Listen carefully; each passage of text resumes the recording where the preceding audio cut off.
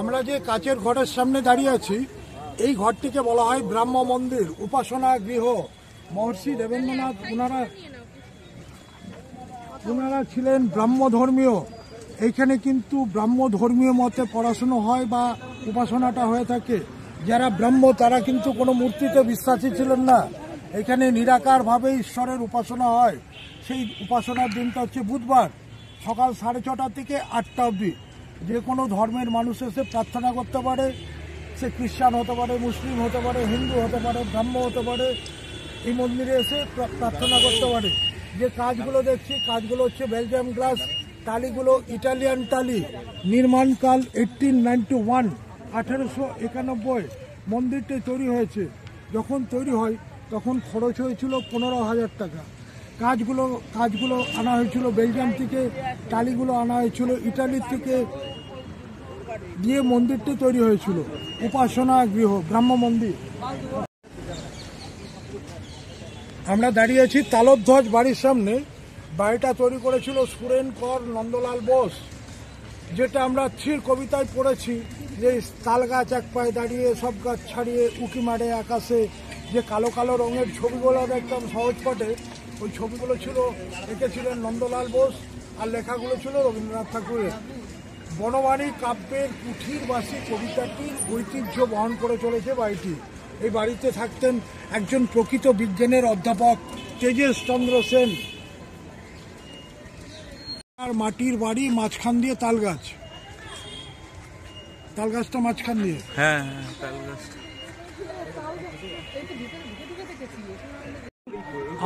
আমরা যে লাল সাদা বর্ডার দেওয়া যে বিল্ডিংটি দেখতে পাচ্ছি, এটাই কিন্তু গুরুদেবের সেই ডাকঘর, পোস্ট অফিস। ডাকঘর সেই মাটির দেওয়াল, খড়ের ছাউনি পূর্বে ছিল, এখন সেটা পাকা করে দোতলা করে দিয়েছে।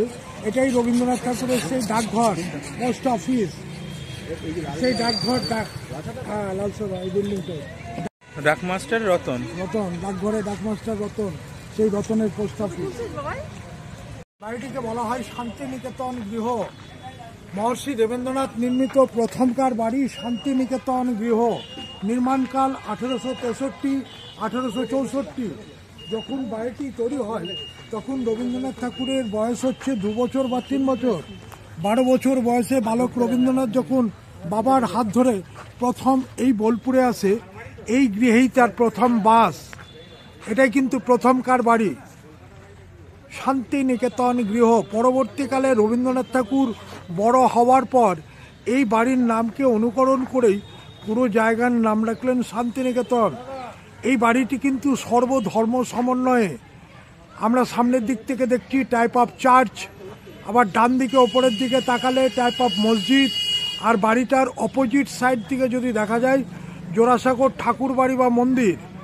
সমস্ত ধর্মের সমন্বয়ে বাড়িটি তৈরি করে নাম দেওয়া হয়েছিল শান্তিনিকেতন গৃহ। পরবর্তীকালে রবীন্দ্রনাথ ঠাকুর এই বাড়ির নামকে অনুকরণ করেই পুরো জায়গার নাম রাখলেন শান্তিনিকেতন। এইখান থেকেই বসে লেখা রবীন্দ্রনাথ ঠাকুরের ছোট্টবেলাকার অমল দইয়ালা, ফেরিয়ালা, কাবলিওয়ালা, ডাকঘর, শরৎ কবিতাটা খেয়াল আছে? এসেছে শরৎ হিমের পরশ, লেগেছে হওয়ার পরে, সকালবেলায় ঘাসের আগায় শিশিরের রেখা ধরে।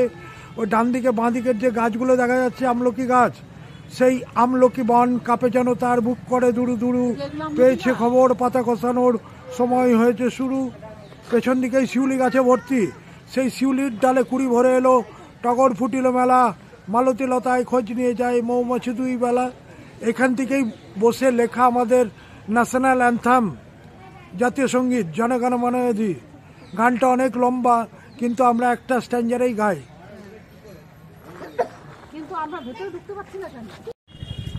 আমরা যে মাঠের সামনে দাঁড়িয়ে আছি, এটাই হচ্ছে পুরনো মেলার মাঠ। তো এইখানেই 1901-এ 1901-এ যখন রবীন্দ্রনাথ শুরু করেছিলেন মিলন, মানুষের মিলন ক্ষেত্র, এই মাঠেই মিলনটা শুরু হয়েছিল। তখন তো জনসংখ্যা কম ছিল, এই মাঠটাই যথেষ্ট ছিল। এখন জনসংখ্যা বেড়ে যাওয়াতে একটা বড় মাঠে মেলাটা হয়, আর বুক স্টলটা এখানে বসে, ঠিক আছে, বই দোকানপাটগুলো। আর পাশে লেখা আছে জগদীশ কানন। সায়েন্টিস্ট জগদীশ চন্দ্র বোস ছিলেন রবীন্দ্রনাথের খুব বন্ধু মানুষ, কাছের মানুষ। উনি যখন ওনার সাথে দেখা করতে এসেছিলেন তখন ওনার নামেই এই প্রাঙ্গণটার নাম রেখেছিলেন জগদীশ কানন। সায়েন্টিস্ট জগদীশ চন্দ্র বোস যখন লন্ডনে পড়াশুনো করতে গেছিলেন, তখন তো ভারতবর্ষের আর্থিক সচ্ছলতা ছিল না, তখন একটু অভাব অনটনে পড়েছিলেন। তখন রবীন্দ্রনাথ ঠাকুর ব্রিটিশ গভর্নমেন্টকে লিখেছিল যে আমার বন্ধুকে যেন হেল্প করা হয়। তখন ব্রিটিশরা কিন্তু হেল্প করেছিল জগদীশ চন্দ্র বোসকে পড়াশোনার জন্য।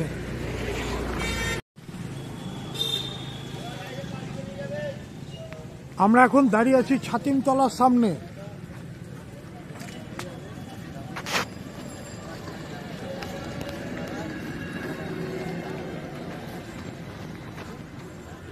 আমরা এখন দাঁড়িয়ে আছি ছাতিমতলার সামনে। ছাতিম একটি গাছের নাম, যে গাছের নিচে বসে মহর্ষি দেবেন্দ্রনাথ প্রথম ব্রাহ্ম আশ্রম প্রতিষ্ঠা করেছিলেন 1862, 1862।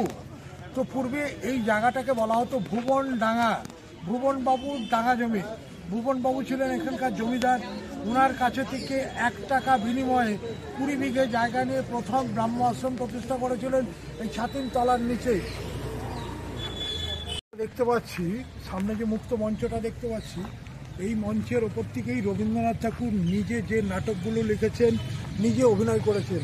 শ্যামা, রক্তকরবী, অমলদইয়ালা, ফেরিয়ালা, কাবলিওয়ালা, ডাকঘর, মুক্তমঞ্চ। স্টুডেন্টরাও এখানে অনুষ্ঠান করে। যখন বর্ষাকাল বা শীতকালে যখন বাইরে অনুষ্ঠান হতে পারে না, এই যে লম্বা যে টানা ঘরটা দেখছি, এর ভেতরে অনুষ্ঠানগুলো চলতে থাকে। এটাকে বলা হয় নাট্যঘর, টাইপ অফ অডিটোরিয়াম। আর এই যে শাল গাছে ঘেরা একটা বাগান, শাল গাছ, এই গাছগুলো কিন্তু শাল গাছ।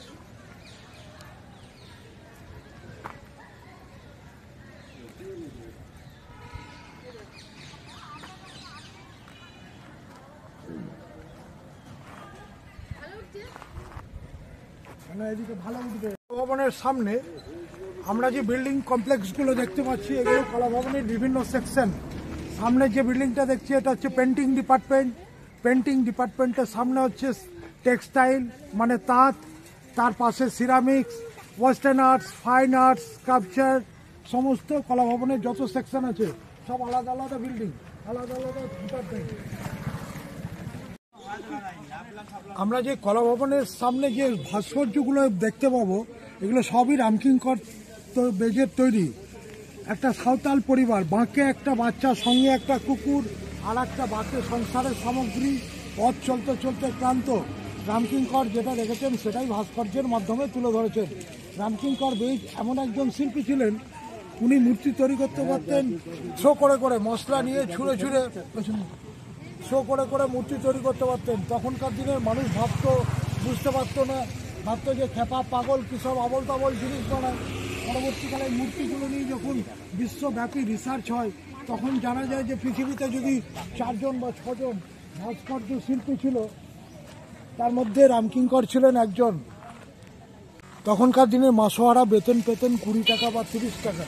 তার মধ্যে অর্ধেক টাকা পাঠাতে হতো বাবা মায়ের খরচের জন্য, আর অর্ধেক টাকা নিজের খাওয়া খরচ। তার মধ্যে একটা গরিব বন্ধুকে হেল্প করতে হতো। সেই গরিব বন্ধুটার নাম জানা আছে? Ritwik Ghatak, film director. তখন তার অবস্থা খারাপ, তখন তাকে হেল্প করতে খাওয়াতে হচ্ছে। সেই সময় কালবৈশাখী ঝড় উঠেছে, বাড়ি ফেরার তাগিদ, ঝড়ের মুখে কাপড় উড়ে যাচ্ছে। রামকিঙ্কর যেটা দেখেছেন সেটাই ভাস্কর্যের মাধ্যমে তুলে ধরেছেন। দৌড়ে দৌড়ে বাড়ি ফিরছে, ঝড়ে কাপড় উড়ে যাচ্ছে। আর রামকিঙ্কর বেজ এমন একজন শিল্পী ছিলেন, মশলা নিয়ে ছুঁড়ে ছুঁড়ে, এটা মশলা নিয়ে ছুঁড়ে ছুঁড়ে বানিয়ে করেছে না এটা। আমরা যে বাড়িগুলো দেখতে পাচ্ছি, একতলা ঘরগুলো দেখতে পাচ্ছি, এগুলো কলা ভবনের বয়েজ হোস্টেল। এই যে পেন্টিং করা, দেওয়ালে যে পেন্টিং করা যে ঘরটা দেখছি, দেওয়ালে যে পেন্টিং করা ঘরটা দেখতে পাচ্ছি, এই রুমটাতেই ওয়ান্স টাইম স্টে 1940, 1943, 40 থেকে 43, 40, 41, 42, 43, সত্যজিৎ রায় এই রুমটাতেই থাকতেন। যে ফিল্মের ওপরে উনি খুব পপুলার হয়েছিলেন, সেই ফিল্মের কিছু কিছু শুটিংও এখানে হয়েছিল। সেই পথের পাঁচালী, অপু দুর্গা, রেল স্টেশন, সেই খোয়াইয়ের পাশে। আমরা এখন দাঁড়িয়ে আছি সঙ্গীত ভবনের সামনে। সঙ্গীত ভবন ডিপার্টমেন্ট, সঙ্গীতের 4টে সেকশন: সঙ্গীত, মিউজিক, ড্যান্স অ্যান্ড ড্রামা। কেউ সঙ্গীতের ওপরে পিএইচডি করছে, কেউ মিউজিক মানে ইনস্ট্রুমেন্ট, তবলা, গিটার, সারেঙ্গি, প্যানিস, তার উপরে মাস্টার ডিগ্রি করছে, পিএইচডি করছে।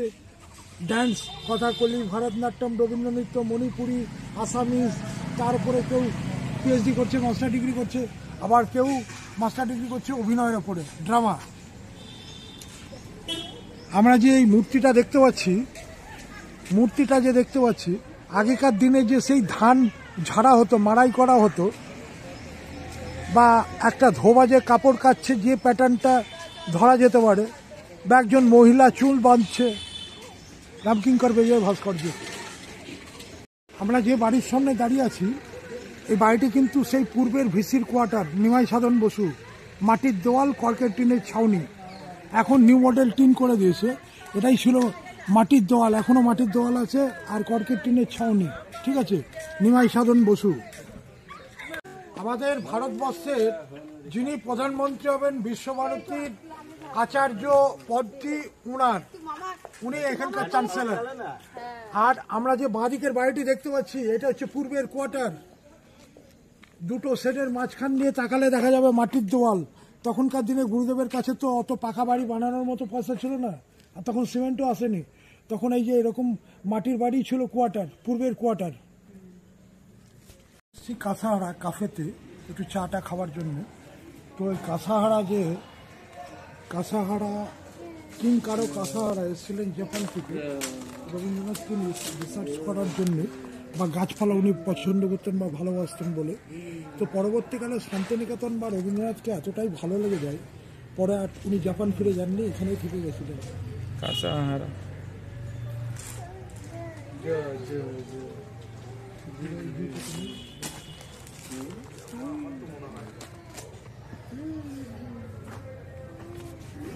আমরা যে হস্টেলগুলো দেখতে পাচ্ছি, মেয়েদের হস্টেল, এখানে ইন্দিরা গান্ধী 11 মাস থাকার সুযোগ পেয়েছিল। হস্টেলটার নাম হচ্ছে শ্রী সদন ছাত্রী নিবাস। তো দেখতে সুন্দরী ছিল বলে গুরুদেব একটা ভালো নাম দিয়েছিল, প্রিয়দর্শিনী। আচ্ছা আচ্ছা আচ্ছা। আমরা শান্তিনিকেতন পুরোটাই অ্যাভিনিউর মধ্যে ঘুরছি। অ্যাকচুয়ালি আমরা অ্যাভিনিউ মানে আমি জানতাম রাস্তাকে অ্যাভিনিউ বলা হয়, কিন্তু যখন ভালোভাবে পুরো জানলাম যে বৃক্ষ আবৃত সড়ক, দুই দিকে গাছ, মাঝখানে রাস্তা, বাংলায় যেটাকে বলা হয়